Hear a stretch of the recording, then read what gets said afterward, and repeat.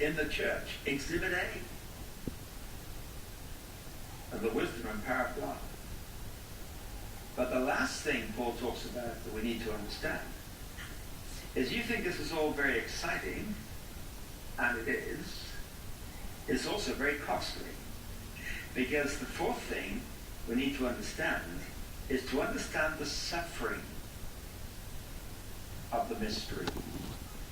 Because in verse 13 he says, I ask you therefore, the therefore is a link to what he's just said. I ask you therefore, not be discouraged because of my sufferings for you, which are your glory.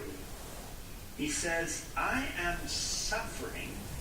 And back in verse 1, where he started this, he says, for this reason I, Paul, the prisoner of Christ Jesus, for the sake of you Gentiles.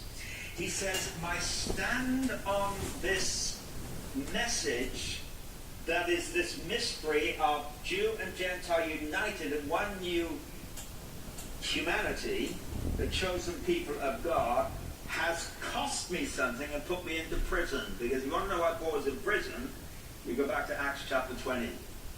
21, should I say.